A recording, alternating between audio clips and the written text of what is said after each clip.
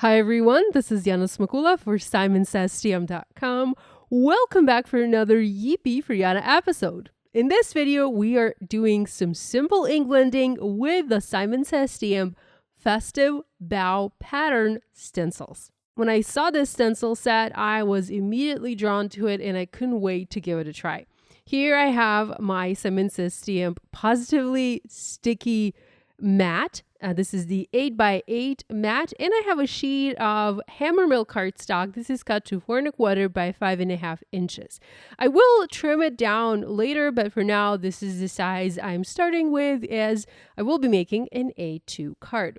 Here I have my stencil layer number 1, and I was just bringing this stencil up close to the camera to remind you that there is the front, and then there is a back side to each stencil.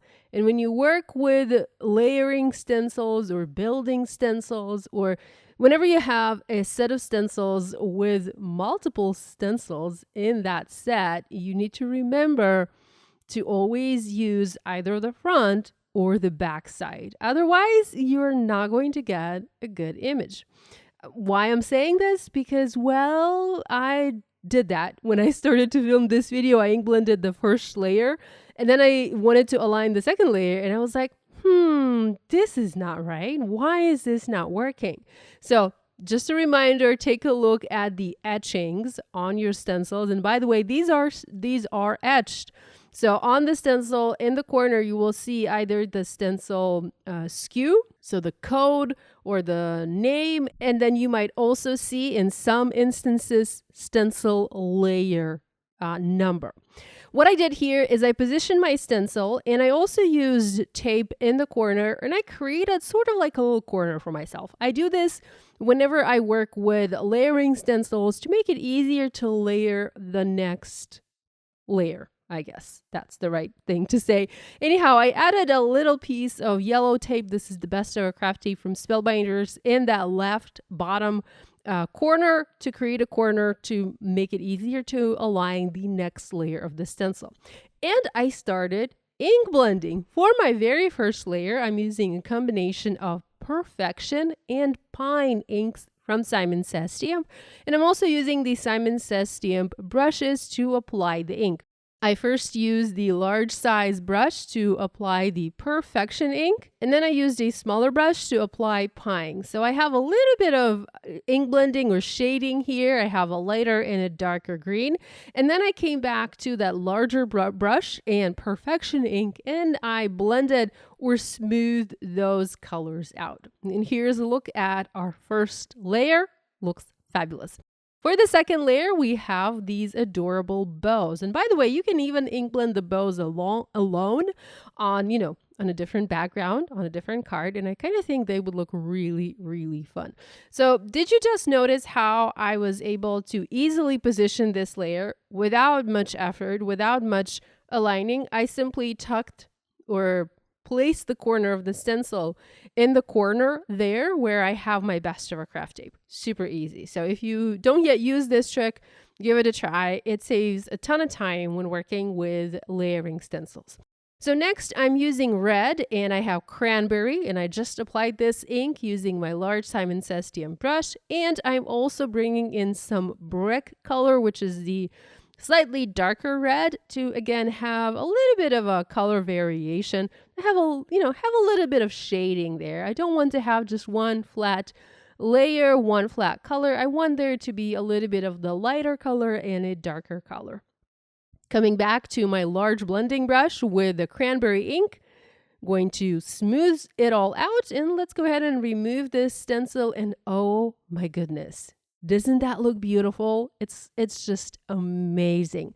I love stencils like this. They always give amazing results. Okay, moving on to stencil layer number 3. And once again, I use that little L shape in the corner to align this layer, and boom, we're done. So for this layer, we are ink blending with Sprout. This is my lighter green, and I'm also going to add shading with Field. Here I'm using a small blending brush just because I ran out of the large blending brushes for green colors.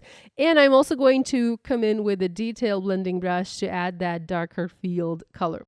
If you want to recreate a background like this, the key is to have 2 shades of one color for each layer, and then have different size brushes to do your ink blending. It helps to have a large blending brush to apply a whole bunch of color quickly onto a background. You might want to apply your lighter color using a large blending brush, and then use a small blending brush or a detail blending brush if you want to add little shading, little details to your ink blending. That's always super helpful. And you don't have to have a whole bunch of blending brushes. You can also have one brush for, a light and a dark color, but just make sure that you clean the brushes in between those colors, especially if you're switching from dark to light. If you're going from light to dark, obviously you don't really need to clean the brush, but if you want to go back, make sure you clean it. Just, like scribble it on a piece of scrap paper. I then go back to my lighter color to Sprout, and I re-blend everything using that color, and check out this background. Oh, so good. You could have used a totally different color if you wanted this layer to stand out some more, and you can see that on the back of the packaging on the example, also on the Simon Says Stamp website. You can see that this layer was done in a slightly like a blue-green color combination. You can definitely do that if you want to. I wanted my colors to be mostly green, so that's why I used green. And we're down to our final layer, and here I am using, once again, cranberry ink and that large blending brush, and applying a whole bunch of red on here. With stencils, you can also use texture pastes if you have any. So you can think about replacing one of the layers, and instead of using ink, use a texture paste, or apply texture paste if it's like a sparkle texture paste over ink blending. You can do that. And also with stencils, you can emboss, dry emboss. I did that for one of the cards. So I did a test card before filming this video, and I embossed the background using one of the stencil layers. It's very hard to see. It's literally almost invisible, but it gives that beautiful tactile feeling. So if you hold a card in your hand, you can definitely feel that embossing. So that's one of the things that you can try. I didn't do any embossing for this card.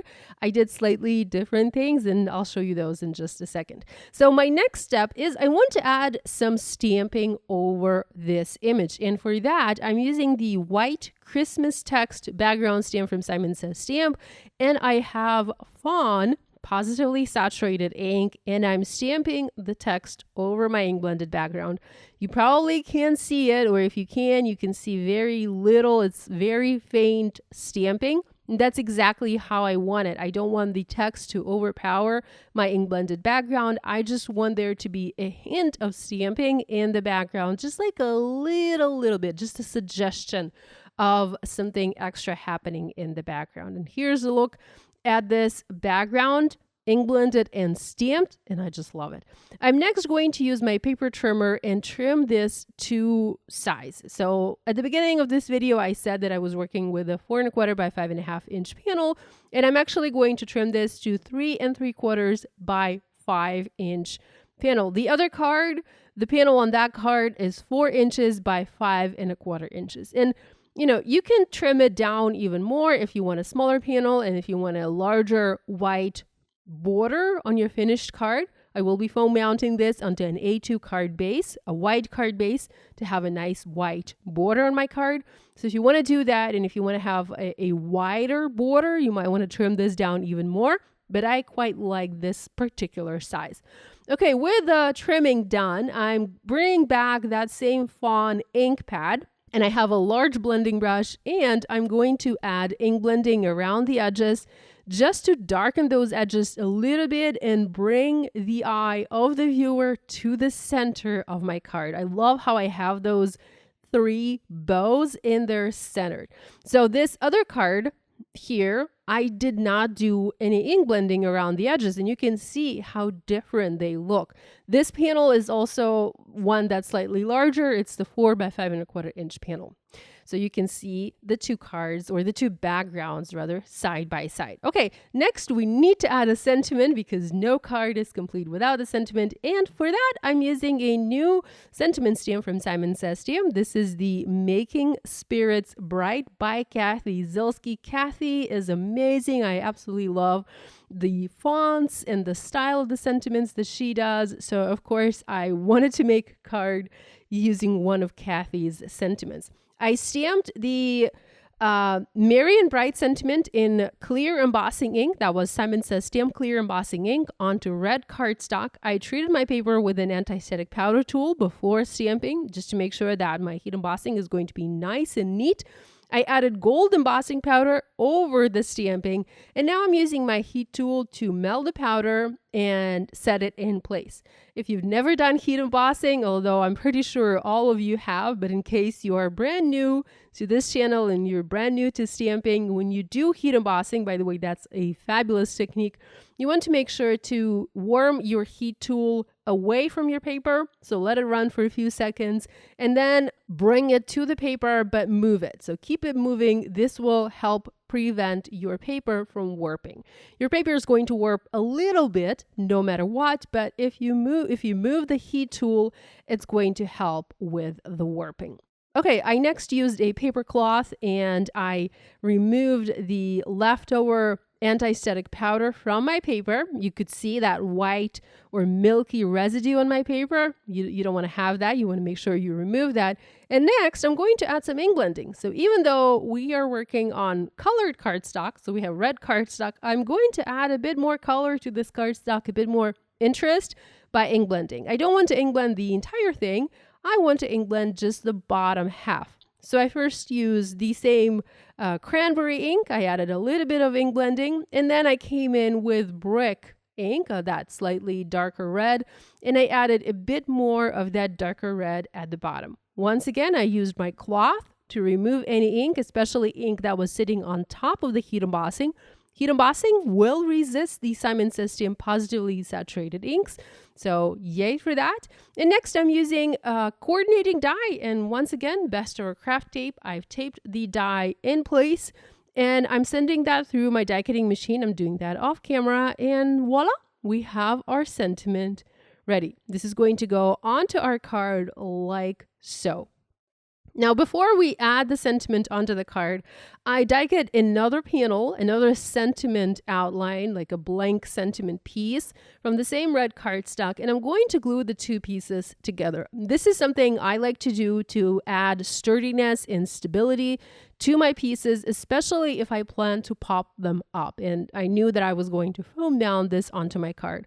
I am foam mounting this because I have quite a busy background and I want to help this sentiment stand out, and adding or using foam adhesive and adding this with the help of foam adhesive onto my card is going to help me achieve that. So I'm going to have a little bit of space under the sentiment, and the sentiment is going to, or the sentiment layer is going to cast a shadow, and that's going to help separate that from the background. Okay, next I added some embellishments onto my card, and you can see that my kitties decided to help me. I was trying to keep them away from my work area, but you know, they kind of like the embellishments. I'm using the Star Bright embellishment mix from Simon Says Stamp, and I'm just adding a couple of little sequins here and there to add just a tiny bit of bling and sparkle onto this card. So here's a look at the finished projects I have for you today, created with these Simon Says Stamp Festive Bough pattern stencils. I hope you enjoyed this video. I hope you feel inspired to create. Thanks so much for joining me today. All the supplies used for these projects are listed and linked in the video description below. Thanks again. Love you guys, and I'll see you again next time.